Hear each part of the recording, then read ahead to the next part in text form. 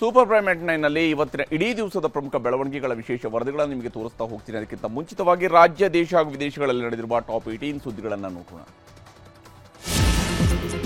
ಉತ್ತರ ಕರ್ನಾಟಕದಲ್ಲಿ ಕಬ್ಬು ಬೆಳೆಗಾರರು ನಡೆಸುತ್ತಿದ್ದ 9 ದಿನದ ಹೋರಾಟಕ್ಕೆ ಸರ್ಕಾರ ಮಾಡಿದೆ. ಪ್ರತಿ ಟನ್ ಕಬ್ಬಿಗೆ 3,300 ರೂಪಾಯಿ ನೀಡುವುದಾಗಿ ಮುಖ್ಯಮಂತ್ರಿ ಸಿದ್ದರಾಮಯ್ಯ ಘೋಷಣೆ ಮಾಡಿದರು. ಸಿಎಂ ಮಾತಿಗೆ ಒಪ್ಪಿದ ರೈತರು ಹೋರಾಟವನ್ನು ನಿಲ್ಲಿಸಿದ್ದಾರೆ. ಇದರ ಮಧ್ಯೆ ಕೇಂದ್ರ ಸರ್ಕಾರದ ನಿರ್ಧಾರಗಳಿಂದಲೇ ರಾಜ್ಯದಲ್ಲಿ ಈ ಸಮಸ್ಯೆ ಸೃಷ್ಟಿಯಾಗಿದೆ ಅಂತ ಸಿಎಂ ಕೇಂದ್ರ ಸರ್ಕಾರದ ಕಡೆಗೆ ಬೊಟ್ಟು ಮಾಡಿದ್ದಾರೆ. ಕಬ್ಬು ಬೆಳೆಗಾರರಿಗೆ ಕೇಂದ್ರ ಸರ್ಕಾರದ ನೀತಿಗಳು ಶಾಪವಾಗಿವೆ ಅಂತ ಮುಖ್ಯಮಂತ್ರಿ ಸಿದ್ದರಾಮಯ್ಯ ಆರೋಪ ಮಾಡಿದ್ದಾರೆ. ಆದರೆ ಸಿಎಂ ಆರೋಪಕ್ಕೆ ಬಿಜೆಪಿ ನಾಯಕರು ಕೆಂಡಾಮಂಡಲರಾದರು. ಬೆಂಗಳೂರಿನಲ್ಲಿ ಮಾತನಾಡಿರುವ ಬಿಜೆಪಿ ರಾಜ್ಯಾಧ್ಯಕ್ಷ ಬಿವೈ ವಿಜಯೇಂದ್ರ, ರಾಜ್ಯ ಸರ್ಕಾರಕ್ಕೆ ಉಪ ಉತ್ಪನ್ನದಿಂದ ಪ್ರತಿ ವರ್ಷ 30,000 ಕೋಟಿ ರೂಪಾಯಿಯಷ್ಟು ಲಾಭ ಇದೆ. ಅದರಲ್ಲಿ 1% ಮಾತ್ರ ಕೊಡಲಾಗ್ತಾ ಇದೆ. ಮೊದಲು ಅದನ್ನು ಸರಿಪಡಿಸಲಿ ಅಂತ ವಿಜಯೇಂದ್ರ ಹೇಳಿದ್ದಾರೆ. ಮಾಜಿ ಸಚಿವ ಕೆಎನ್ ರಾಜಣ್ಣ ನಿವಾಸದಲ್ಲಿ ದಲಿತ ಸಚಿವರು ಶಾಸಕರಿಗಾಗಿನೇ ಔತಣಕೂಟ ಆಯೋಜಿಸಲಾಗಿತ್ತು. ಕಬ್ಬು ಬೆಳೆಗಾರರ ಸಮಸ್ಯೆ ಬಗೆಹರಿಸುತ್ತಾ ಬೆಂಗಳೂರಿನಲ್ಲೇ ಸಿಎಂ ಉಳಿದುಕೊಂಡಿದ್ದಾರೆ. ಹೀಗಾಗಿ ಸಿಎಂ ಔತಣಕೂಟಕ್ಕೆ ಹೋಗಿಲ್ಲ. ಆದರೆ ರಾಜಣ್ಣ ನಿವಾಸಕ್ಕೆ ಗೃಹ ಸಚಿವ ಡಾಕ್ಟರ್ ಜಿ ಪರಮೇಶ್ವರ್ ಸೇರಿದಂತೆ ಹಲವು ಸಚಿವರು ಭಾಗಿಯಾಗಿದ್ದರು. ಜೆಡಿಎಸ್ ಶಾಸಕ ಸುರೇಶ್ ಗೌಡ ಕೂಡ ರಾಜಣ್ಣನವರ ಮನೆಗೆ ಬಂದಿದ್ದು ಹಲವು ಚರ್ಚೆಯನ್ನು ಹುಟ್ಟುಹಾಕಿದೆ. ಚಿತ್ತಾಪುರದಲ್ಲಿ ಆರ್ಎಸ್ಎಸ್ ಪಥಸಂಚಲನಕ್ಕೆ ಅನುಮತಿ ನೀಡಲು ಕಲಬುರಗಿ ಹೈಕೋರ್ಟ್ ಸೂಚನೆಯನ್ನ ನೀಡಿದೆ. ಆರ್ಎಸ್ಎಸ್ ಪರವಾಗಿ ಅರುಣ್ ಶ್ಯಾಮ್ ವಾದ ಮಂಡಿಸಿದ್ರು. ನಾವು ನವೆಂಬರ್ 13 ಅಥವಾ 16ರಂದು ಪಥಸಂಚಲನಕ್ಕೆ ಅನುಮತಿ ಕೇಳಿದ್ದೀವಿ ಅಂತ ತಿಳಿಸಿದರು. ವಾದ ಪರಿಗಣಿಸಿರುವಂತಹ ಹೈಕೋರ್ಟ್ ನ್ಯಾಯಪೀಠದ ನ್ಯಾಯಮೂರ್ತಿಯವರು ಅನುಮತಿಯನ್ನ ನೀಡಿ ಯಾವ ದಿನಾಂಕದಂದು ಪಥಸಂಚಲನ ನಡೆಸ್ತೀರಾ ಅಂತ ಕೋರ್ಟ್ಗೆ ಮಾಹಿತಿ ಕೊಡಿ ಅಂತ ಹೇಳಿದರು. ನವೆಂಬರ್ 12ರಂದು ಸರ್ಕಾರ ಕೈಗೊಂಡಂತಹ ನಿರ್ಧಾರದ ಬಗ್ಗೆ ಕೋರ್ಟ್ಗೆ ತಿಳಿಸುವಂತೆ ಸೂಚನೆ ನೀಡಿದ್ದಾರೆ.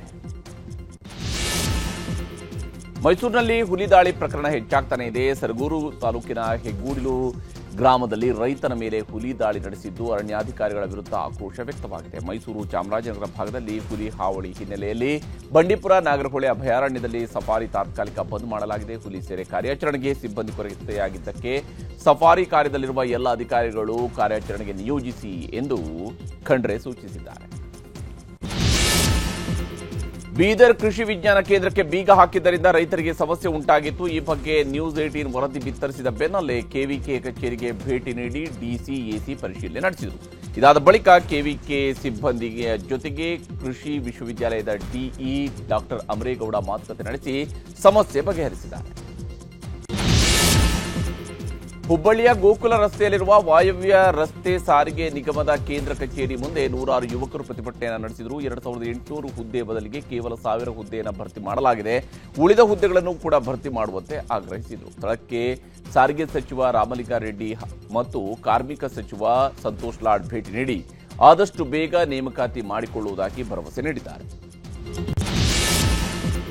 ದೆಹಲಿಯ ಇಂದಿರಾ ಗಾಂಧಿ ಅಂತಾರಾಷ್ಟ್ರೀಯ ವಿಮಾನ ನಿಲ್ದಾಣದಲ್ಲಿ 100ಕ್ಕೂ ಹೆಚ್ಚು ವಿಮಾನಗಳ ಹಾರಾಟದಲ್ಲಿ ವಿಳಂಬವಾಗಿದೆ. ಸ್ವಯಂ ಚಾಲಿತ ಸಂದೇಶ ಸ್ವಿಚಿಂಗ್ ಸಿಸ್ಟಂನಲ್ಲಿ ತಾಂತ್ರಿಕ ದೋಷದಿಂದ ವಿಮಾನಗಳು ವಿಳಂಬವಾಗಿದ್ದು ಪ್ರಯಾಣಿಕರು ಪರದಾಡಿದರು. ವಿಮಾನ ಸಂಚಾರ ನಿಯಂತ್ರಣದಲ್ಲಿ ಉಂಟಾದ ದೋಷ ಸೈಬರ್ ದಾಳಿಯಲ್ಲ ಎಂದು ವಿಮಾನ ನಿಲ್ದಾಣದ ಪ್ರಾಧಿಕಾರ ಸ್ಪಷ್ಟನೆ ನೀಡಿದೆ. ಅಮೆರಿಕ, ಪಾಕಿಸ್ತಾನ ಸೇರಿದಂತೆ ಅನೇಕ ರಾಷ್ಟ್ರಗಳು ನ್ಯೂಕ್ಲಿಯರ್ ಪರೀಕ್ಷೆಗಳನ್ನು ಸೈಲೆಂಟ್ ಆಗಿ ಶುರು ಮಾಡ್ತಿವೆ. ಇದೇ ವಿಚಾರದ ಬಗ್ಗೆ ನೆಟ್ವರ್ಕ್ 18ನ ಗ್ರೂಪ್ ಎಡಿಟರ್ ಹಾಗೂ ಎಂಡಿ ರಾಹುಲ್ ಜೋಶಿ ಎಕ್ಸ್ಕ್ಲೂಸಿವ್ ಸಂದರ್ಶನದಲ್ಲಿ ರಕ್ಷಣಾ ಸಚಿವ ರಾಜನಾಥ್ ಸಿಂಗ್ ಅವರನ್ನ ಪ್ರಶ್ನೆ ಮಾಡಿ ಉತ್ತರ ಪಡೆದಿದ್ದಾರೆ. ಭಾರತ ಸರಿಯಾದ ಸಮಯದಲ್ಲಿ ಸರಿಯಾದ ಹೆಜ್ಜೆ ಇಡುತ್ತೆ ಅಂತ ರಾಜನಾಥ್ ಸಿಂಗ್ ದೃಢ ವಿಶ್ವಾಸವನ್ನ ವ್ಯಕ್ತಪಡಿಸಿದ್ದಾರೆ. ಇನ್ನು ಆಪರೇಷನ್ ಸಿಂಧೂರ್ ಕಾರ್ಯಾಚರಣೆ ವೇಳೆ ಪಾಕಿಸ್ತಾನದೊಂದಿಗಿನ ಕದನ ವಿರಾಮ ಘೋಷಣೆಯಾಗಿತ್ತು. ಇದರಲ್ಲಿ 3ನೇ ವ್ಯಕ್ತಿಯ ಪಾತ್ರ ಇರಲಿಲ್ಲ ಅಂತ ಟ್ರಂಪ್ ಹೇಳಿಕೆಗೆ ತಿರುಗೇಟು ಕೊಟ್ಟರು. ಪಾಕ್ ಆಕ್ರಮಿತ ಕಾಶ್ಮೀರದಲ್ಲಿ ಮತ್ತೆ ನೇಪಾಳ ಜನರೇಷನ್ ಝಿ ಯುವಕರು ನಡೆಸುತ್ತಿದ್ದಂತಹ ಪ್ರತಿಭಟನೆ ರ್ಯಾಲಿ ಮೇಲೆ ಗುಂಡಿನ ದಾಳಿ ನಡೆದಿದೆ. ಶೆಹಬಾಜ್ ಶರೀಫ್ ನೇತೃತ್ವದ ಸರ್ಕಾರದ ಶೈಕ್ಷಣಿಕ ನೀತಿಗಳನ್ನು ವಿರೋಧಿಸಿ ಬೀದಿಗಿಳಿದಿದ್ರು. ಹೆಚ್ಚುತ್ತಾ ಇರುವಂತಹ ವಿಶ್ವವಿದ್ಯಾಲಯದ ಶುಲ್ಕ ಮತ್ತು ದೋಷಪೂರಿತ ಪರೀಕ್ಷಾ ಪ್ರಕ್ರಿಯೆ ವಿರುದ್ಧ ಹೋರಾಟ ಮಾಡ್ತಾ ಇದ್ರು. ಆಗ ವಿದ್ಯಾರ್ಥಿಗಳ ಮೇಲೆ ಅಪರಿಚಿತ ವ್ಯಕ್ತಿಗಳು ಗುಂಡು ಹಾರಿಸಿದ್ದು ಓರ್ವನಿಗೆ ಗುಂಡು ತಗುಲಿತು. ಪ್ರತಿಭಟನೆ ಈಗ ಹಿಂಸಾತ್ಮಕ ರೂಪಕ್ಕೆ ತಿರುಗಿದೆ. ಟೀಂ ಇಂಡಿಯಾದ ಸ್ಟಾರ್ ವೇಗಿ ಮೊಹಮ್ಮದ್ ಶಮಿ ಮತ್ತು ಪತ್ನಿ ಹಸೀನ್ ಜಹಾನ್ ವಿಚ್ಛೇದನ ಅರ್ಜಿ ಸುಪ್ರೀಂ ಕೋರ್ಟ್ ತಲುಪಿದೆ. ಜೀವನಾಂಶದ ಮೊತ್ತವನ್ನು ಹೆಚ್ಚಿಸುವಂತೆ ಕೋರಿ ಹಸೀನ್ ಜಹಾನ್ ಸಲ್ಲಿಸಿದಂತಹ ಅರ್ಜಿ ವಿಚಾರಣೆ ನಡೆಸಿರುವಂತಹ ಸುಪ್ರೀಂ ಕೋರ್ಟ್ ಶಮಿ ಮತ್ತು ಪಶ್ಚಿಮ ಬಂಗಾಳ ಸರ್ಕಾರಕ್ಕೆ ನೋಟಿಸ್ ಜಾರಿ ಮಾಡಿದೆ. 4 ವಾರಗಳಲ್ಲಿ ಪ್ರತಿಕ್ರಿಯೆ ನೀಡುವಂತೆ ಸೂಚಿಸಿದೆ. ಐಸಿಸಿ ಮಹಿಳಾ ಕ್ರಿಕೆಟ್ ವಿಶ್ವಕಪ್ ಗೆಲುವಿನ ನಂತರ ಕ್ರಿಕೆಟ್ ತಾರೆಯರಾದ ಸ್ಮೃತಿ ಮಂದಾನ ಹಾಗೂ ಜೆಮಿಮಾ ರೋಡ್ರಿಗಸ್ ರಾಧಾ ಯಾದವ್ಗೆ ಮಹಾರಾಷ್ಟ್ರ ಸರ್ಕಾರ 2.25 ಕೋಟಿ ರೂಪಾಯಿಗಳ ಬಹುಮಾನವನ್ನು ನೀಡಿದೆ. ಇವತ್ತು ಸಿಎಂ ಫಡ್ನವೀಸ್ ಹಾಗೂ ಉಪಮುಖ್ಯಮಂತ್ರಿ ಅಜಿತ್ ಪವಾರ್ ಕ್ರಿಕೆಟ್ ಆಟಗಾರ್ತಿಯರಿಗೆ ಸನ್ಮಾನ ಮಾಡಿದರು. ಇದೇ ವೇಳೆ 2.25 ಕೋಟಿ ರೂಪಾಯಿಗಳ ಬಹುಮಾನವನ್ನು ಸಿಎಂ ವಿತರಿಸಿದರು. ಏರ್ ಇಂಡಿಯಾ ವಿಮಾನ ಅಪಘಾತಕ್ಕೆ ಪೈಲಟ್ ಕಾರಣ ಅಲ್ಲ ಅಂತ ಸುಪ್ರೀಂ ಕೋರ್ಟ್ ಹೇಳಿದೆ. ಪೈಲಟ್ ನಿರ್ಲಕ್ಷ್ಯ ಕಾರಣ ಅಂತ ತನಿಖಾ ವರದಿಯಲ್ಲಿ ಉಲ್ಲೇಖಿಸಲಾಗಿತ್ತು. ಇದನ್ನು ಪ್ರಶ್ನಿಸಿ ಪೈಲಟ್ ತಂದೆ ಸುಪ್ರೀಂ ಕೋರ್ಟ್ ಮೊರೆ ಹೋಗಿದ್ರು. ಅರ್ಜಿ ವಿಚಾರಣೆ ವೇಳೆ ನಿಮ್ಮ ಮಗ ಕಾರಣ ಅಂತ ಹೇಳಿದ್ರೆ ದೇಶದ ಜನ ನಂಬುವುದಿಲ್ಲ ಅಂತ ಪೈಲಟ್ ತಂದೆಗೆ ಸುಪ್ರೀಂ ಕೋರ್ಟ್ ಸಾಂತ್ವನ ಹೇಳಿದೆ. ದೇಶದಲ್ಲಿ ಬೀದಿ ನಾಯಿಗಳ ಹಾವಳಿಗೆ ಸಂಬಂಧಿಸಿದಂತೆ ಸುಪ್ರೀಂ ಕೋರ್ಟ್ ಮಹತ್ವದ ಆದೇಶ ನೀಡಿದೆ. ಶಿಕ್ಷಣ ಸಂಸ್ಥೆ, ಬಸ್ ನಿಲ್ದಾಣ, ರೈಲ್ವೆ ನಿಲ್ದಾಣ, ಆಸ್ಪತ್ರೆ ಬಳಿಯ ಬೀದಿ ನಾಯಿಗಳನ್ನು ಹಿಡಿದು ಡಾಗ್ ಶೆಲ್ಟರ್ಗೆ ಹಾಕಲು ಕೋರ್ಟ್ ಮಹತ್ವದ ಆದೇಶ ನೀಡಿದೆ. ಮುಂದಿನ 8 ವಾರಗಳ ಒಳಗೆ ಬೀದಿ ನಾಯಿಗಳನ್ನು ಹಿಡಿದು ಡಾಗ್ ಶೆಲ್ಟರ್ಗೆ ಹಾಕಬೇಕು ಅಂತ ಆದೇಶಿಸಿದೆ. 2026ರ ಮಾರ್ಚ್ನಲ್ಲಿ ನೇಪಾಳ ಚುನಾವಣೆ ನಡೆಯಲಿದೆ. ಚುನಾವಣೆಗೂ ಮುಂಚಿತವಾಗಿ ನೇಪಾಳದಲ್ಲಿ ಮತದಾರರ ನೋಂದಣಿ ಅಭಿಯಾನ ನಡೀತಾ ಇದೆ. ಉತ್ಸಾಹದಿಂದ ಹೆಚ್ಚಿನ ಸಂಖ್ಯೆಯ ಹೊಸ ಮತದಾರರು ಕಂಡಿದ್ದು 42 ದಿನಗಳಲ್ಲಿ 1,1,30,000ಕ್ಕೂ ಹೆಚ್ಚು ಹೊಸ ಮತದಾರರು ಮತದಾನ ಪಟ್ಟಿಯಲ್ಲಿ ದಾಖಲಾಗಿದ್ದಾರೆ. ಪ್ರಧಾನಿ ನರೇಂದ್ರ ಮೋದಿ ಅವರನ್ನ ಮತ್ತೆ ಅಮೆರಿಕ ಅಧ್ಯಕ್ಷ ಟ್ರಂಪ್ ಹೊಗಳಿದ್ದಾರೆ. ಮೋದಿ ಒಬ್ಬ ಮಹಾನ್ ವ್ಯಕ್ತಿ, ಅವರು ನನ್ನ ಸ್ನೇಹಿತ ಎಂದಿದ್ದಾರೆ. ಜೊತೆಗೆ ಎರಡೂ ರಾಷ್ಟ್ರಗಳ ನಡುವಿನ ವ್ಯಾಪಾರ ಸಂಬಂಧ ವೃದ್ಧಿಪಡಿಸಲು ಮುಂದಿನ ವರ್ಷ ನಾನು ಭಾರತಕ್ಕೆ ಭೇಟಿ ನೀಡಬಹುದು ಅಂತ ಹೇಳಿದ್ದಾರೆ.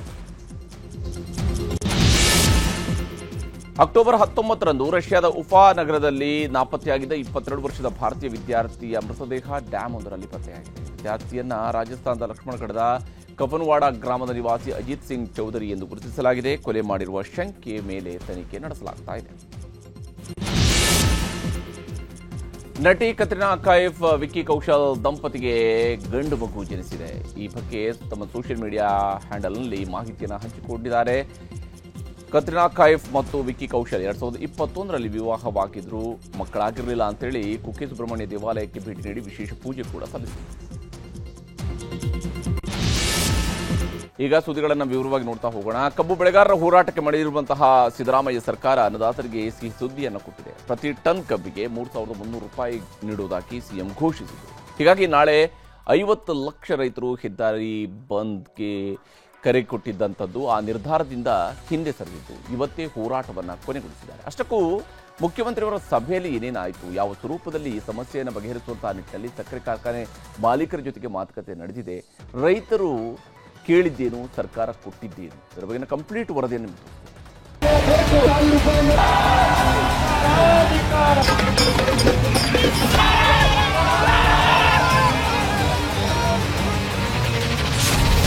ಕಬ್ಬು ಬೆಳೆಗಾರರ ಕಿಚ್ಚಿಗೆ ಕೊನೆಗೂ ಮಣಿದ ಸರ್ಕಾರ. 3,300 ರೂಪಾಯಿ ಘೋಷಣೆ, ಹೋರಾಟ ಸಮಾಪ್ತಿ. ಬೆಳಗಾವಿ, ಬಾಗಲಕೋಟೆ, ವಿಜಯಪುರ, ಹಾವೇರಿ ಸೇರಿದಂತೆ ಉತ್ತರ ಕರ್ನಾಟಕದ ಉದ್ದಗಲಕ್ಕೂ ನಡೆಸುತ್ತಿದ್ದ ಕಬ್ಬು ಬೆಳೆಗಾರರ ಹೋರಾಟಕ್ಕೆ ಸರ್ಕಾರ ಶರಣಾಗಿದೆ. ಅದರಲ್ಲೂ ಬೆಳಗಾವಿಯ ಗುರ್ಲಾಪುರ ಕ್ರಾಸ್ನ ಕಬ್ಬು ಬೆಳೆಗಾರರ ಹೋರಾಟದ ಕಿಚ್ಚಿಗೆ ಕಡೆಗೂ ಸರ್ಕಾರ ಮಂಡಿಯೂರಿದೆ. ನಿನ್ನೆಯಿಂದ ಮ್ಯಾರಥಾನ್ ಮೀಟಿಂಗ್ ಮಾಡಿದ ಮುಖ್ಯಮಂತ್ರಿಗಳು ಕಬ್ಬು ಬೆಳೆಗಾರರ ಬೇಡಿಕೆಯನ್ನ ಕೊನೆಗೂ ಈಡೇರಿಸಿದ್ದಾರೆ. ಬೆಳಿಗ್ಗೆ ಸರ್ವಪಕ್ಷ ನಾಯಕರ ಜೊತೆ ಸಭೆ ನಡೆಸಿದ್ರು. ಮಧ್ಯಾಹ್ನ ಸಕ್ಕರೆ ಕಾರ್ಖಾನೆ ಮಾಲೀಕರನ್ನ ಕರೆಸಿ ಮೀಟಿಂಗ್ ಮಾಡಿ ತರಾಟೆಗೂ ತಗೊಂಡ್ರು. ಎಲ್ಲ ಚರ್ಚೆಗಳಾದ ಮೇಲೆ ಈಗ ಪ್ರತಿ ಟನ್ ಕಬ್ಬಿಗೆ ಸರ್ಕಾರ 3,300 ರೂಪಾಯಿ ಘೋಷಣೆ ಮಾಡಿದೆ. 11.25% ರಿಕವರಿ ಇರುವ ಪ್ರತಿ ಟನ್ ಕಬ್ಬಿಗೆ ಒಟ್ಟು 3,300 ರೂಪಾಯಿ ಕೊಡಲು ಸರ್ಕಾರ ತೀರ್ಮಾನ ಮಾಡಿದೆ. ಆ ಪೈಕಿ ಕಾರ್ಖಾನೆಗಳು 3,250 ರೂಪಾಯಿ ಹಾಗೂ ಸರ್ಕಾರ 50 ರೂಪಾಯಿ ನೀಡಲು ತೀರ್ಮಾನ ಆಗಿದೆ. 50 ರೂಪಾಯಿಯನ್ನ ಶುಗರ್ ಫ್ಯಾಕ್ಟರಿ ಮಾಲೀಕರುಗಳು ಕೊಡ್ತಕ್ಕಂಥದ್ದು, ಇನ್ನು 50 ರೂಪಾಯಿಯನ್ನ ಸರ್ಕಾರ ಕೊಡ್ತಕ್ಕಂಥದ್ದು. ಅಂದರೆ 3,300 ರೂಪಾಯಿ ಪರ್ ಮೆಟ್ರಿಕ್ ಟನ್. ಅಂದರೆ ಏನು DC ಬೆಳಗಾಂನವ್ರು ಹೇಳಿದ್ರು ಅದಕ್ಕಿಂತ 100 ರೂಪಾಯಿ ಜಾಸ್ತಿ ಒಂದು ಟನ್ನಿಗೆ. ಸೊ ಅದನ್ನು ಕೊಡಬೇಕು ಅಂತೇಳಿ ಎಲ್ಲ ಶುಗರ್ ಫ್ಯಾಕ್ಟರಿ ಮಾಲೀಕರುಗಳಿಗೆ ಹೇಳಿದ್ದೀನಿ. ಬಹುತೇಕ ಒಪ್ಕೊಂಡಿದ್ದಾರೆ. ನಾನು ರೈತರು ಸಂಕಷ್ಟದಲ್ಲಿದ್ದಾರೆ, ಇಂಥ ಸಂದಿಗ್ಧ ಪರಿಸ್ಥಿತಿಯಲ್ಲಿ ನೀವು ಸಹಾಯ ಮಾಡಬೇಕು, ಸಹಕಾರ ಮಾಡಬೇಕು, ನೀವು ಮುಂದೆ ಬರಬೇಕು ಅಂತೇಳಿ ಅವರಲ್ಲಿ ಮನವಿ ಮಾಡಿದ್ದೇನೆ. ಮತ್ತು 3,300 ರೂಪಾಯಿ ಏನು ಹೇಳಿದ್ದೀವಿ ನಾವು, ಇದಕ್ಕೆ ಒಪ್ಕೊಳ್ತಾರೆ ಅಂತಕ್ಕಂಥ ವಿಶ್ವಾಸ ಇದೆ. ಕಬ್ಬು ಬೆಳೆಗಾರರಿಗೆ 3,300 ರೂಪಾಯಿ ಘೋಷಣೆ ಮಾಡಿದ ಸಿಎಂ ಹೋರಾಟ ಕೈಬಿಡುವಂತೆ ಮನವಿ ಮಾಡಿದ್ರು. ಮುಖ್ಯಮಂತ್ರಿಗಳ ಮಾತಿಗೆ ಮಣಿದ ಹೋರಾಟಗಾರರು 3,300 ರೂಪಾಯಿ ನಿಗದಿ ಮಾಡಿದ್ದಕ್ಕೆ ಧನ್ಯವಾದ ಹೇಳಿ ಪ್ರತಿಭಟನೆ ಹೋರಾಟವನ್ನ ವಾಪಸ್ ಪಡೆಯುವುದಾಗಿ ಘೋಷಣೆಯೂ ಮಾಡಿದ್ರು. ನಿರಂತರ ಪ್ರತಿಭಟನೆ ಮೂಲಕ 9 ದಿನಗಳ ಕೊನೆಗೆ 9 ದಿನದ ನಂತರ ಸರ್ಕಾರ ಭಾಗಿ ಫ್ಯಾಕ್ಟರಿ ಮಾಲಕರ ಜೊತೆ ಸಂಧಾನ ಮಾಡಿ ಮೀಟಿಂಗ್ ಮಾಡಿ ಸಿದ್ದರಾಮಯ್ಯ ಸಾಹೇಬರು, ಶಿವಾನಂದ ಪಾಟೀಲ್ರು, DC ಅವರು, SP ಅವರು ಎಲ್ಲರ ಕೂಡ ನಮಗೊಂದು ನ್ಯಾಯ ಕೊಡಿಸಿದ್ದಾರೆ. ಎಲ್ಲರ ಪರವಾಗಿ ಧನ್ಯವಾದ ಹೇಳ್ತೀನಿ ಸರ್. 3,500 ಕೇಳಿದ್ದೀವಿ, ಆದ್ರೆ ಸರ್ಕಾರ ಫ್ಯಾಕ್ಟರಿಯವರು ₹1 ಕೊಡೋದಿಲ್ಲ ಅಂತ ಹೇಳಿದ್ರು. ಅವಾಗ ನಮಗೊಂದು ಭಯ ಶುರುವಾಗಿತ್ತು, ಇವ್ರನ್ನ ಯಾವ ರೀತಿ ಭಾಗಿಸೋದು, ಚಳವಳಿ ಹೆಂಗ್ ಮಾಡೋದು. ಅವಾಗ ಶಿವಾನಂದ ಪಾಟೀಲ್ರು 2 ದಿನ ಸಮಯ ಕೇಳಿದ್ರು. ನಿನ್ನೆ ಸಮಯ ಕೊಟ್ಟು ಕಳಿಸಿವಿ. ಆದ್ರೆ ಅವ್ರು ಹೇಳಿದ್ರು ಸರ್ಕಾರ ಜೊತೆ ಚರ್ಚೆ ಮಾಡಿ ಮೀಟಿಂಗ್ ಮಾಡಿ ಮುಂದೂರು ಘೋಷಣೆ ಮಾಡಿದಾರೆ. ಇದು ನಿಮ್ಮ ಗೆಲುವಿನ ಜೈಕಾರ. ಮುಂದಿನ ಹೋರಾಟ ಯಾವ ರೀತಿ ಇರುತ್ತೆ? ಮುಂದೆ ಹೋರಾಟ, ನಾಳೆಯಿಂದ ಹೋರಾಟ ಕೈ ಬಿಡ್ತಾರ ಏನು ಅಂತ? ಕೈ ಬಿಡ್ತೀವಿ ಸರ್, ಹೋರಾಟ ಕೈ ಬಿಡ್ತೀವಿ. ಇವತ್ತೇ ಹೋರಾಟ ಕೈ ಬಿಡ್ತಾರೆ, ನಾಳೆಯಿಂದ ಕಾರ್ಖಾನೆ ಸ್ಟಾರ್ಟ್ ಆಗುತ್ತಾ? ಫ್ಯಾಕ್ಟರಿ ಚಲೋ ಆಗಿಲ್ಲ ಸರ್ ಎಲ್ಲ. ಬೆಳಗಾವಿಯಲ್ಲಿ ಸತತ 9 ದಿನಗಳಿಂದ ಹೋರಾಟ ಮಾಡುತ್ತಿದ್ದ ಕಬ್ಬು ಬೆಳೆಗಾರರು ಹೋರಾಟ ಹಿಂಪಡೆಯಲು ಪಟ್ಟ ಪಾಡು ಅಷ್ಟಿಷ್ಟಲ್ಲ.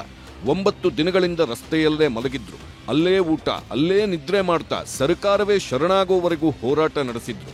ನಿನ್ನೆ ಸಕ್ಕರೆ ಸಚಿವ ಶಿವಾನಂದ ಪಾಟೀಲ್ರು ಸಂಧಾನಕ್ಕೆ ಬಂದಾಗಲೂ ಬಗ್ಗದೆ ಬೇಡಿಕೆ ಈಡೇರಿಸಬೇಕು, ಇಲ್ಲದಿದ್ದರೆ ಶನಿವಾರ ಮಧ್ಯಾಹ್ನ 2 ಗಂಟೆಯಿಂದ ಹೆದ್ದಾರಿಗಳನ್ನು ತಡೆದು ಬಂದ್ ಮಾಡ್ತೀವಿ ಅಂತ ಎಚ್ಚರಿಕೆ ಕೊಟ್ಟಿದ್ರು. ರೈತರ ಹೋರಾಟಕ್ಕೆ ಮಹಾರಾಷ್ಟ್ರದ ಕಬ್ಬು ಬೆಳೆಗಾರರು ಸಾಥ್ ಕೊಟ್ಟಿದ್ರು. ಸರ್ಕಾರ ಇವತ್ತು ಬೇಡಿಕೆ ಈಡೇರಿಸದೆ ಹೋಗಿದ್ದಿದ್ರೆ ನಾಳೆ ಬೆಳಗಾವಿ ಸೇರಿದಂತೆ ಉತ್ತರ ಕರ್ನಾಟಕದಲ್ಲಿ ಹತ್ರ 10,000 ಟ್ರ್ಯಾಕ್ಟರ್ಗಳ ಜೊತೆ 50 ಲಕ್ಷಕ್ಕೂ ಹೆಚ್ಚು ರೈತರು ರಸ್ತೆಗಿಳಿಯಲು ತೀರ್ಮಾನ ಮಾಡಿದ್ರು.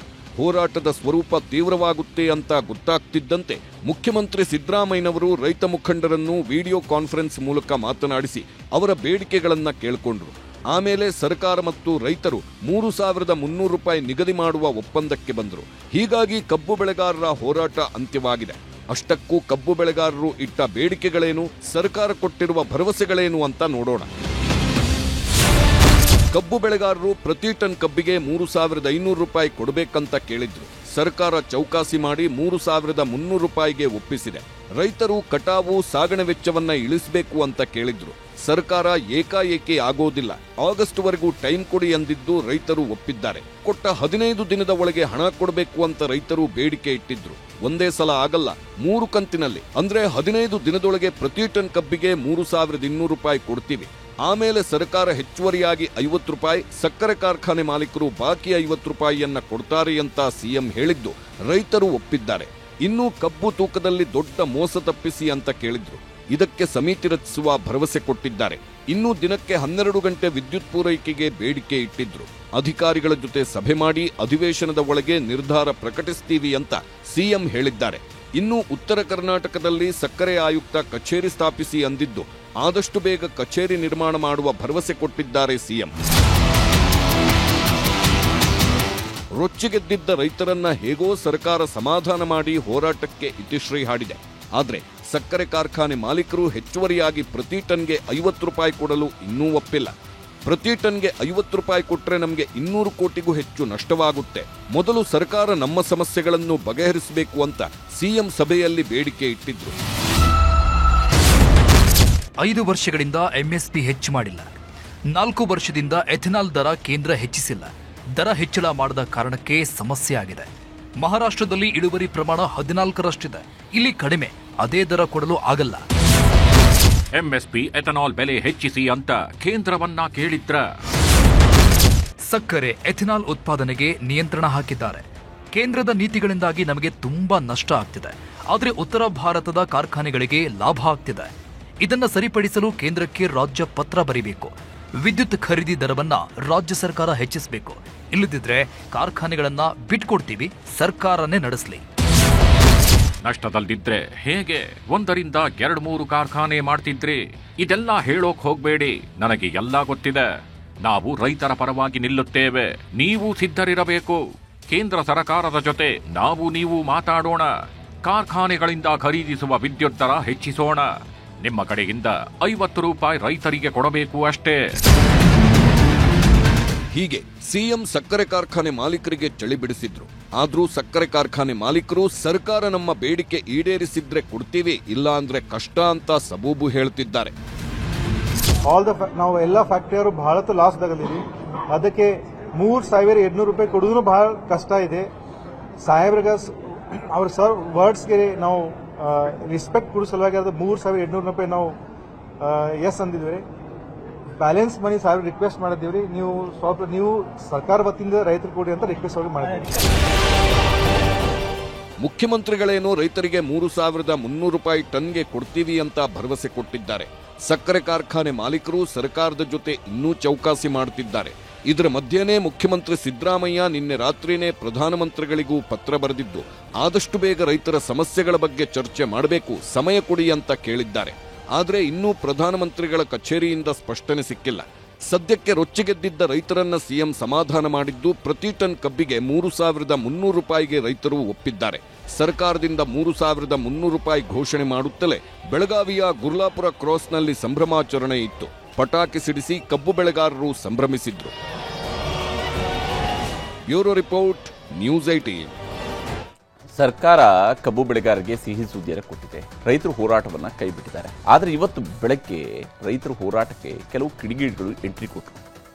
ನಂತರ ಪೊಲೀಸರ ಮೇಲೆ ಕಲ್ಲು ತೂರಾಟವೂ ಕೂಡ ನಡೆದಿದೆ. ರೈತರ ಹೆಸರಿನಲ್ಲಿ ನಡೆದಿರುವಂತಹ ಈ ಕಲ್ಲು ತೂರಾಟದ ನಂತರ ಕಿಡಿಗೇಡಿಗಳನ್ನು ಬಂಧಿಸುವಂತಹ ಕೆಲಸವನ್ನು ಈಗ ಪೊಲೀಸರು ಮಾಡ್ತಾ ಇದ್ದಾರೆ.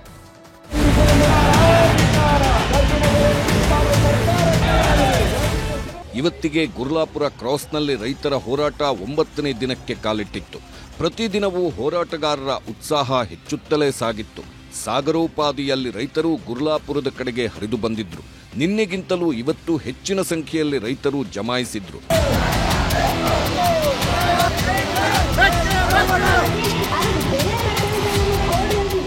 ಇದರ ನಡುವೆ ಬೆಳಗಾವಿ ಜಿಲ್ಲೆಯ ಹುಕ್ಕೇರಿ ತಾಲೂಕಿನ ಹತ್ತರಗಿಯಲ್ಲಿ ಕಲ್ಲು ತೂರಾಟ ನಡೆದಿತ್ತು. 10ಕ್ಕೂ ಹೆಚ್ಚು ವಾಹನಗಳ ಮೇಲೆ ಕಿಡಿಗೇಡಿಗಳು ಕಲ್ಲು ತೂರಿ ಹಾನಿ ಮಾಡಿದ್ದಾರೆ. ವಾಹನಗಳಿಗಷ್ಟೇ ಅಲ್ಲ, ಪೊಲೀಸರ ಮೇಲೂ ಮನಸ್ಸೋ ಇಚ್ಛೆ ಕಲ್ಲು ತೂರಿ ದುಷ್ಕೃತ್ಯ ಎಸಗಿದ್ರು.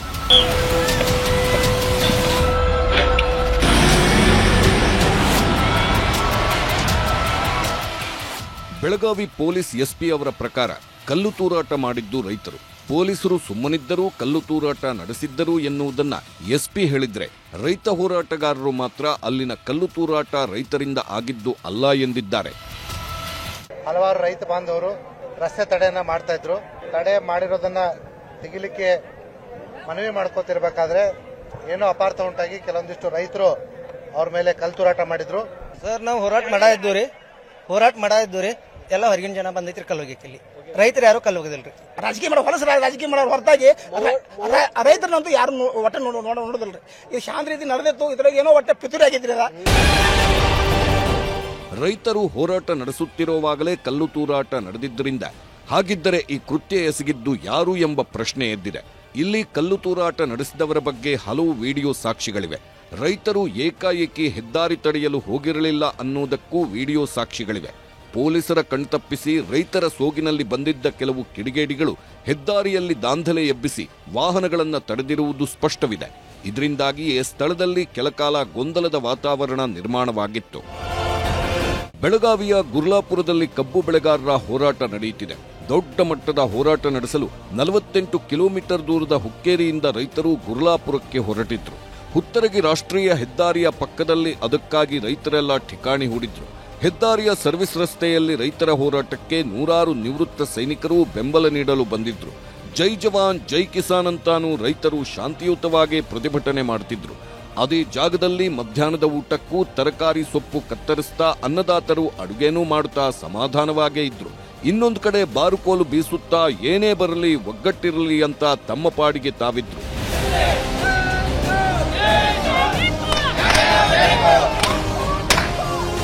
ರೈತರು ಹೆದ್ದಾರಿ ಪಕ್ಕದಲ್ಲಿ ನಡೆಸುತ್ತಿದ್ದ ಹೋರಾಟಕ್ಕೆ ಪೊಲೀಸರ ಎಂಟ್ರಿ ಆಯಿತು.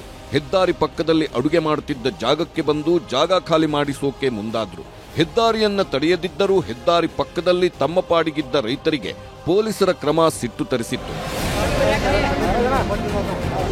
ಅನ್ನದಾತರು ಹೆದ್ದಾರಿ ಪಕ್ಕದಲ್ಲೇ ಧರಣಿ ಕೂತ್ರು. ಆಗ ಪೊಲೀಸರು ಹೆದ್ದಾರಿ ಬಂದ್ ಮಾಡೋಕೆ ಅವಕಾಶ ಕೊಡದೆ ಎಲ್ಲರನ್ನೂ ಬಲವಂತವಾಗಿ ಕಳಿಸಲು ಮುಂದಾದ್ರು. ಇದರಿಂದಾಗಿ ಪೊಲೀಸರ ವಿರುದ್ಧ ಹೋರಾಟಗಾರರು ಆಕ್ರೋಶ ವ್ಯಕ್ತಪಡಿಸಲು ಶುರು ಮಾಡಿದ್ರು. ಇದರ ನಡುವೆ ಕೆಲವರು ಹೆದ್ದಾರಿಗೆ ಹೋಗಿ ವಾಹನಗಳನ್ನು ತಡೆದ್ರು, ಸರ್ಕಾರಿ ಬಸ್ಗಳನ್ನು ಅಡ್ಡಗಟ್ಟಿದ್ರು.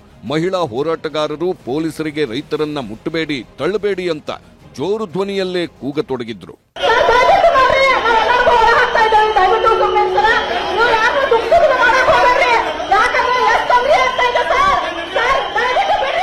ಇದರ ನಡುವೆ ಕೆಲ ರೈತರನ್ನ ಪೊಲೀಸರು ವಶಕ್ಕೆ ಪಡೆಯಲು ಮುಂದಾದ್ರು. ಯಾವಾಗ ರೈತರನ್ನ ಬಲವಂತವಾಗಿ ಪೊಲೀಸರು ವಶಕ್ಕೆ ಪಡೆಯಲು ಮುಂದಾದ್ರು, ಆಗ ರೈತರು ಹೆದ್ದಾರಿಗೆ ನುಗ್ಗಿದ್ರು, ವಾಹನಗಳನ್ನು ತಡೆದು ವಾಪಸ್ ಕಳಿಸಿದ್ರು.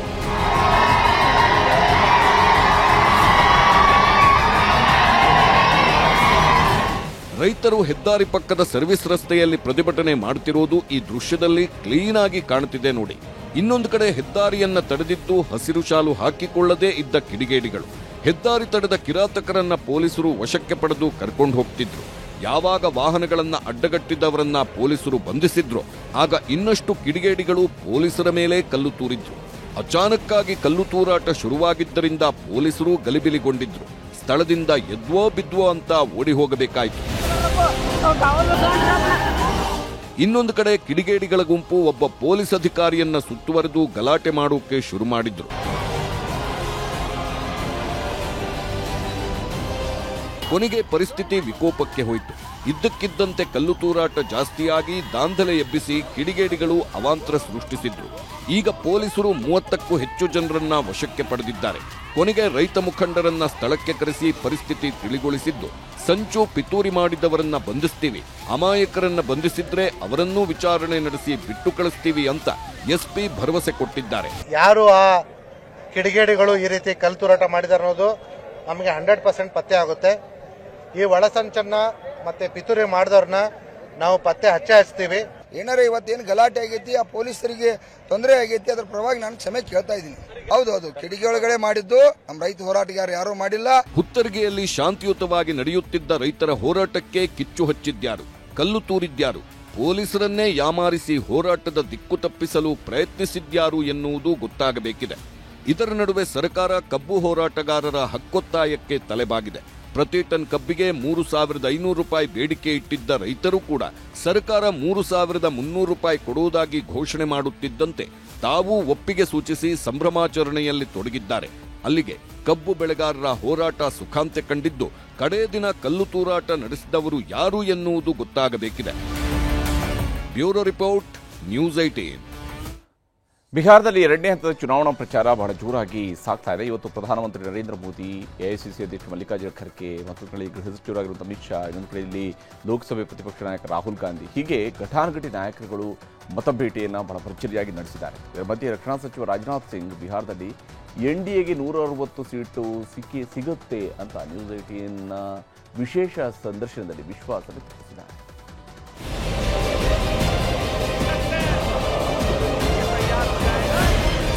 ಬಿಹಾರದಲ್ಲಿ ಮೊದಲ ಹಂತದ ಮತದಾನ ದಾಖಲೆ ಬರೆದಿದೆ.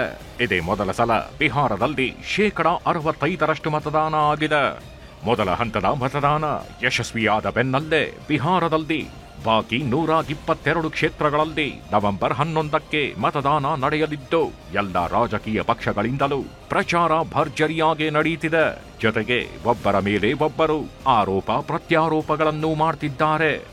2ನೇ ಹಂತದ ಚುನಾವಣೆ ಅಖಾಡಕ್ಕೆ ಇವತ್ತು ಬಿಜೆಪಿಯಿಂದ ಪ್ರಧಾನಿ ಮೋದಿ ಭರ್ಜರಿ ಪ್ರಚಾರ ಮಾಡಿದ್ರು. ಇನ್ನೊಂದು ಕಡೆ ಕೇಂದ್ರ ಗೃಹ ಸಚಿವ ಅಮಿತ್ ಶಾ, ರಾಷ್ಟ್ರೀಯ ಬಿಜೆಪಿ ಅಧ್ಯಕ್ಷರೂ ಆಗಿರುವ ಆರೋಗ್ಯ ಸಚಿವ ನಡ್ಡಾ ಮತಬೇಟೆ ನಡೆಸಿ ಕಾಂಗ್ರೆಸ್ ಮೇಲೆ ಹರಿಹಾಯ್ದ್ರು. कांग्रेस आरजेडी की ये जो दीवार है ना, ये टूट चुकी है और कांग्रेस आरजेडी की टूटी दीवार पर ये लोग चाहे जितना पलस्तर कर लें, अब दोनों पार्टियों के बीच खाई गहरी होती जा रही है.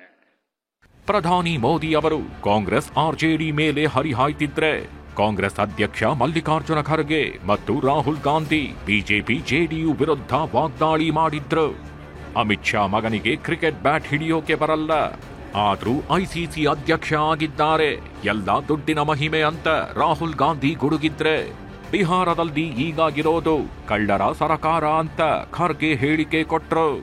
अब चोरी की सरकारें हैं, हरियाणा में चोरी की सरकार, महाराष्ट्र में चोरी की सरकार, मध्य प्रदेश में चोरी की सरकार, और यहां पर भी आएगी. होशियार रहना, यहां भी चोरी करने का वो बहाना ढूंढ रहे हैं. इसीलिए आपको सतर्क रहना होगा. अमित शाह के बेटे को क्रिकेट बैट पकड़ना नहीं आता, रन लेना तो छोड़ दो, मगर है वो क्रिकेट का चीफ. पूरी क्रिकेट कंट्रोल कर रखी है. क्यों कर रखी है? पैसा. ಬಿಹಾರದಲ್ಲಿ ಹೀಗೆ ಎಲೆಕ್ಷನ್ ಪ್ರಚಾರದಲ್ಲಿ ವಾಗ್ದಾಳಿಗಳು ನಡೆಯುತ್ತಿದ್ರೆ ಇನ್ನೊಂದ್ ಕಡೆ ರಕ್ಷಣಾ ಸಚಿವ ರಾಜನಾಥ್ ಸಿಂಗ್ ನ್ಯೂಸ್ 18 ಸಂದರ್ಶನದಲ್ಲಿ ಭಾಗಿಯಾಗಿದ್ರು. ನೆಟ್ವರ್ಕ್ 18 ಮುಖ್ಯಸ್ಥ ರಾಹುಲ್ ಜೋಶಿ ಅವರ ಜೊತೆ ಮಾತಾಡ್ತಾ ಬಿಹಾರದಲ್ಲಿ ಈ ಸಲ 160 सीट ಗ್ಯಾರಂಟಿ ಗೆಲ್ತೀವಿ ಅಂದ್ರು. चुनावी माहौल है तो बिहार से आपने बिहार में बहुत रैलियां एड्रेस की हैं, आप काफी सक्रिय हैं. सबसे पहले ये जानना चाहेंगे कि आप क्या माहौल देख रहे हैं. कल पहले राउंड का मतदान हो चुका है, रिकॉर्ड टर्नआउट रहा है, करीब 65% का टर्नआउट रहा है. तो क्या देख रहे हैं आप, कितनी सीटें देते हैं आप अपने एनडीए को? वैसे हम लोगों की जो सार्वजनिक सभाएं हो रही हैं उसमें जो पब्लिक का रिस्पांस जिस प्रकार से प्राप्त हो रहा है उसे देखते हुए मेरा स्पष्ट मत है कि सरकार तो बनेगी, लेकिन 2/3 की मेजॉरिटी भी एनडीए को हासिल हो सकती है. 160 से ज्यादा सीट. 160 से ज्यादा सीटें. ये सवाल बार बार पूछा जा रहा है. आपका मुख्यमंत्री चेहरा स्पष्टता से बताइए कौन है. नीतीश कुमार मुख्यमंत्री बनेंगे, 5 साल रहेंगे? देखिए, उन्हीं के नेतृत्व में चुनाव हो रहा है जी, स्वाभाविक है कि वो होंगे. डिप्टी सीएम एक भारतीय जनता पार्टी का, एक चिराग पासवान की पार्टी का, ऐसा मत बनेगा? अब जो कुछ भी होगा भविष्य में वो सभी लोग मिलजुल कर उसको बैठकर तय करेंगे कि क्या करना क्या नहीं करना. ಇದಿಷ್ಟು ಬಿಹಾರ ಚುನಾವಣಾ ಅಖಾಡದ ಇವತ್ತಿನ ಹೈಲೈಟ್ಸ್ ಮಾತುಗಳು. ನವೆಂಬರ್ 11ಕ್ಕೆ ಬಿಹಾರದಲ್ಲಿ 2ನೇ ಹಂತದ ಮತದಾನ ನಡೆಯಲಿದ್ದು ಇನ್ನು 3 ದಿನ ಪ್ರಚಾರದ ಅಬ್ಬರ ಬಿಹಾರದಲ್ಲಿ ಮೇಳೈಸಲಿದೆ. Bureau report, news 18. ನಮ್ಮ ದೇಶದ ರಾಷ್ಟ್ರಗೀತೆಯನ್ನ ಬ್ರಿಟಿಷರ ಸ್ವಾಗತಕ್ಕೆ ಬರೆದಿರುವಂಥದ್ದು ಅಂತ ಹೇಳಿ ಸಂಸದ ವಿಶ್ವೇಶ್ವರ ಹೆಗಡೆ ಕಾಗೇರಿ ವಿವಾದಕ್ಕೆ ಸಿಲುಕಿದರು. ಕಾಂಗ್ರೆಸ್ನವರಿಗೆ ಇದು ದೊಡ್ಡ ಬ್ರಹ್ಮಾಸ್ತ್ರವಾಗಿ ಕೂಡ ಸಿಕ್ಕಿತ್ತು. ಈಗ ವಿವಾದ ದೊಡ್ಡದಾಗ್ತಾ ಇದ್ದಂತೆಯೇ ಕಾಗೇರಿಯವರು ಯೂಟರ್ನ್ ಹೊಡೆದಿದ್ದು ರಾಷ್ಟ್ರಗೀತೆ ಬಗ್ಗೆ ಅಪಾರ ಗೌರವ ಇದೆ ಅಂತ ಹೇಳಿದ್ದಾರೆ.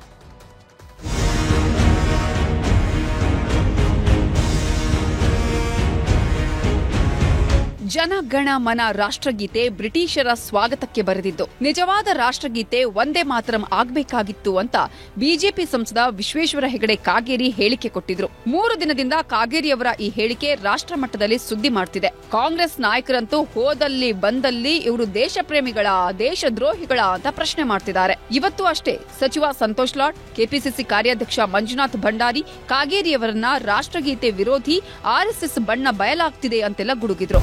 70 ವರ್ಷ ಅವ್ರು ಯಾಕೆ ಆಡಾಡದ್ರಂತೆ, ಜನಗಣಮನ ಯಾಕೆ ಆಡೋದಂತ ಅದ್ರ ಮೀನಿಂಗ್ ಗೊತ್ತಿದೆ. ಜನಗಣಮನ ಅಂದ್ರೆ ಕೇಳಿ ನೋಡಿ, ಅವ್ರು ಜನಗಣಮನ ಅಂದ್ರೆ ಏನನ್ನ ಗೀತಿ ಅವ್ರಿಗೆ ಏನೇನು ಮೀನಿಂಗ್ ಇದೆ ನೀವೇ ಗೂಗಲ್ ಸರ್ಚ್ ಮಾಡಿ ನೋಡ್ಬಿಡ್ರಿ ಮೀನಿಂಗ್ ಏನಿದೆ ಅದ್ರ. ಜನಗಣಮನ ಅಂದ್ರೆ ಏನು? ಅಧಿನಾಯಕ ಜಯ, ಭಾರತ ಭಾಗ್ಯ ವಿಧಾತ, ಪಂಜಾಬ್ ಸಿಂಧ್ ಗುಜರಾತ್, ಇದರ ಏನಿದು ಇವೆಲ್ಲ ಏನಿವೆಲ್ಲ? ಇವ್ರು 60 ವರ್ಷದಿಂದ ಅದೇ ಸ್ಕೂಲಾಗ ಚಡ್ಡಿ ಹಾಕೊಂಡು ಹಾಡುಗಳು ಆಡೋದಲ್ಲ, ಅವಾಗ ಯಾಕೆ ಆಡ್ಬೇಕಾಗಿತ್ತು, ಇವಾಗ ಯಾಕೆ ಕೇಳ್ಬೇಕಂತೆ? ರಾಷ್ಟ್ರಗೀತೆ ಬಗ್ಗೆ ಆಡಿದ ಮಾತು ವಿವಾದ ಆಗ್ತಿರೋದ್ರಿಂದ ಈಗ ಸಂಸದ ವಿಶ್ವೇಶ್ವರ ಹೆಗಡೆ ಕಾಗೇರಿ ಎಚ್ಚೆತ್ತುಕೊಂಡಂತೆ ಕಾಣಿಸ್ತಿತ್ತು. ನಮ್ಮೆಲ್ಲರಿಗೂ ರಾಷ್ಟ್ರಗೀತೆ ಬಗ್ಗೆ ಅಪಾರ ಗೌರವ ಇದ್ದೇ ಇದೆ. ರಾಷ್ಟ್ರಗೀತೆ ಎಂದೂ ವಿವಾದಕ್ಕೆ ಒಳಪಡಬಾರದು. ನನ್ನ ಮಾತಿನಿಂದ ವಿವಾದಕ್ಕೆ ಎಡೆಯಾಗಿದೆ, ನಾನು ಅದನ್ನ ವಿವಾದ ಮಾಡಲು ಸಿದ್ಧನಿಲ್ಲ ಎಂದು ಹೇಳಿದ್ರು. ನನ್ನೂ ಸೇರಿ ನಮ್ಮೆಲ್ಲರಿಗೆ ಒಂದು ಅಪಾರವಾದಂತಹ ಗೌರವ, ನಂಬಿಕೆ ನಮ್ಮ ರಾಷ್ಟ್ರಗೀತೆಯ ಬಗ್ಗೆ ಇದ್ದೇ ಇದೆ. ನನ್ನ ಒಂದು ಮಾತಿನಿಂದ ಅದು ವಿವಾದಕ್ಕೆ ಎಡೆಯಾಗಿದೆ. ನಾನು ಅದನ್ನ ವಿವಾದ ಮಾಡೋದಕ್ಕೆ ಸಿದ್ಧನಿಲ್ಲ, ನಾನು ಅದನ್ನ ಮುಂದುವರಿಸೋದಕ್ಕೆ ಸಿದ್ಧನಿಲ್ಲ.